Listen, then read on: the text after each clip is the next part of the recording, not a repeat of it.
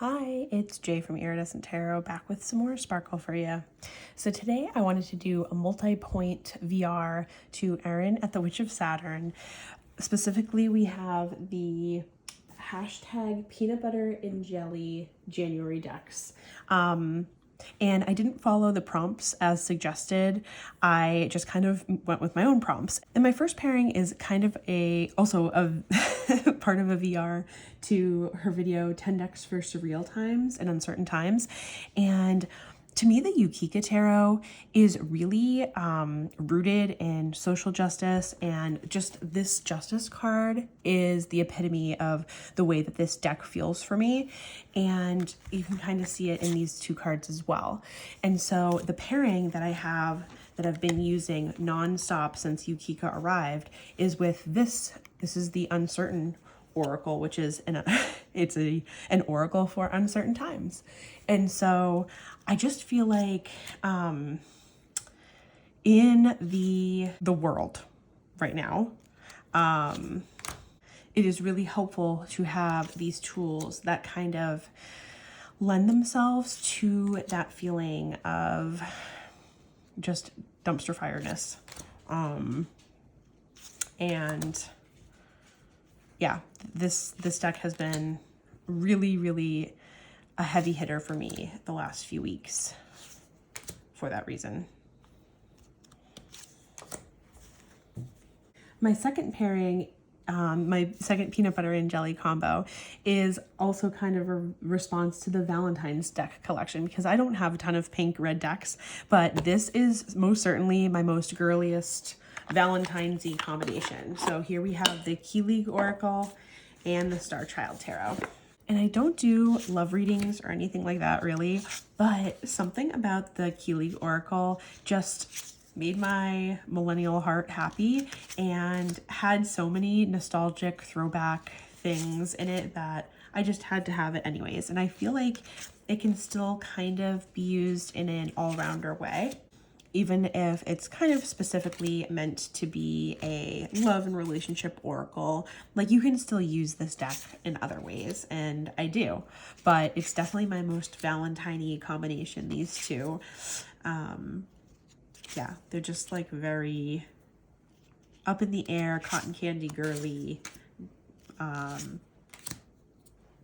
most February decks, I think, that I have. All right, my third peanut butter jelly pairing, and this I feel like is the most PB&J of all. They just go so well visually together. This is the Tomar Tarot and this is the Poesis Oracle, and even the backs go really well together, to the point where when I was carrying it over to my table to film, I dropped both decks and to sort out these two, like they blended in so perfectly together that there might still be cards mixed in. I'm not sure.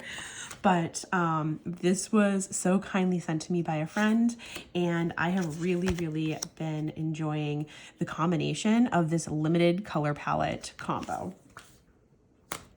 They complement each other well. I think for me, it's been hard to find things that go aesthetically with the Poesis because of this cream base, but this deck also has that off-white cream color, and then it brings in this more yellowy gold color as well, and that riffs off of that cream and then the black between the both. It's just been very clear, straightforward, and the play between the two is lovely. I don't think that I could have found a better match for either of these. I feel like they're a married couple. Like, I don't have the desire to go and look for other things that either of these could be matched with. This is the only deck that sits like one on top of the other in my cabinet because of the way that they go together. So I just leave them out of their box like that, stacked, so that I can get to them easily. So I had the original Devas of Creation, and I rehomed that many years ago. And the last couple of years, I have regretted it, specifically because I really do enjoy the Shimmering Veil and the multi-dimensional Devas so much. And those two go together, again, as a married pair. Like, I really just use the two of those decks together. I don't super often separate them and use them otherwise. And so I keep just like, I kept looking and looking at the Devas of Creation, the original deck, and wishing that I hadn't rehomed it. And it was one of the 2 decks that I rehomed that I really, really regretted doing that to. And so I've been watching like all the usual secondhand places, and luckily I did. So I finally have this back in my hands. I'm so relieved. I feel like this is really a deck that belonged back in my collection, and it's one of, I've only ever done that twice, where I sold a deck or rehomed the deck and wished afterwards that I hadn't. And so I did breathe a sigh of relief to have this one back in my hands. And then I wanted to make it mine a little bit, so I edged it in black, and then I added a coat of sparkle ink on top of it as well. And I feel like it really, really feels like it's mine now. Like, I made my mark on this deck, and this is not going anywhere now. Anyways, long story short, I have been pairing the Devas of Creation with the Naturescapes tarot. I think that, just look at the way these look together.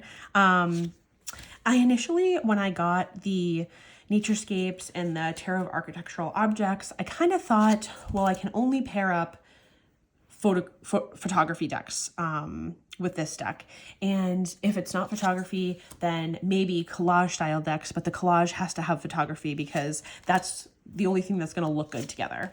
And what I've found with the Devas of Creation is it has this natural element to it that, even though it's paint, somehow, because of all the naturey natural elements in this deck, it still works with Naturescapes.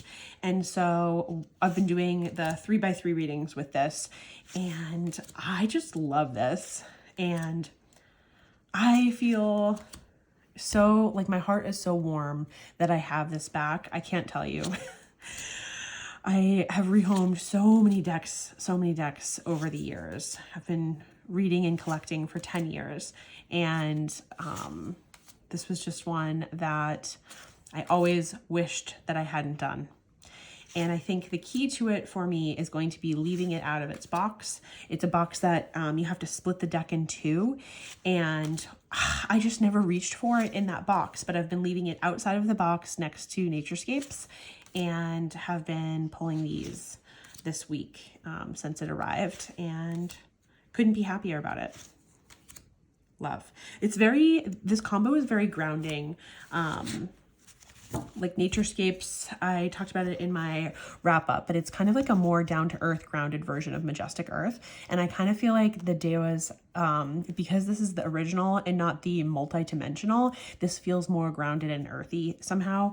And the vibes are here. The vibes are all here. All right, and for the less grounded version of that pairing, here is the Majestic Earth Tarot with Gaia Lessons from the Earth Oracle. And to me, this is like the elevated version of that combo. The Majestic Earth is one of my all-time favorite decks, and I had specifically purchased this Gaia Lessons from the Earth deck in order to pair with this back, I don't even know how long ago, a long time, when she was still in her first edition of it. And while I did feel like the pairing went well, the deck had rose petal cardstock that it almost felt like it didn't have a core. I did rehome the original first edition copy of this deck, knowing that I wanted to replace it with the second edition as soon as that came out. And so the second edition came out recently. I did pause on it for a bit. I wanted to make sure that it was something that I truly missed in my collection. So after it was released, I kind of waited and thought about it, and I would try to figure out how much exactly I missed having it. And I really did. I Loved having it as a companion to Majestic Earth. This is another deck that I feel like is kind of a hard deck to pair up because of the like high art oil paintings and whatnot. So these just go well together. I feel like the Gaia brings in a more spiritual element, a little bit more of the color scheme that I tend to like, but it blends them well. Like, look at the way these look together. They're beautiful. So this is another one that I'm super happy to have back, but it was one that I never intended to have fully leave my collection in the first place. Just needed to get that new cardstock, which is nice. It's not rose petal anymore. It's like a smooth matte. It's not the kind that gives you that swish swish sound, but it's nice. It's nice cardstock. It's thin, but it feels strong. I do think that it has just the tiniest bit less saturation in color than first edition, but to me, that is a minor sacrifice when I feel like I'm going to have some better longevity in the lifespan of these cards. So my nail polish of the day is Royally Dinah. This is so pretty. I feel like it would do even better if I had like a light pink base on underneath of it. So I think that's what I might do in a couple of days. I'll take it off, put the light pink, and then do one coat of this rather than just two of that straight up. And I think it's going to look really cool. And then my perfume of the day is this Nui Cobalt Designs Incense and Spider Silk.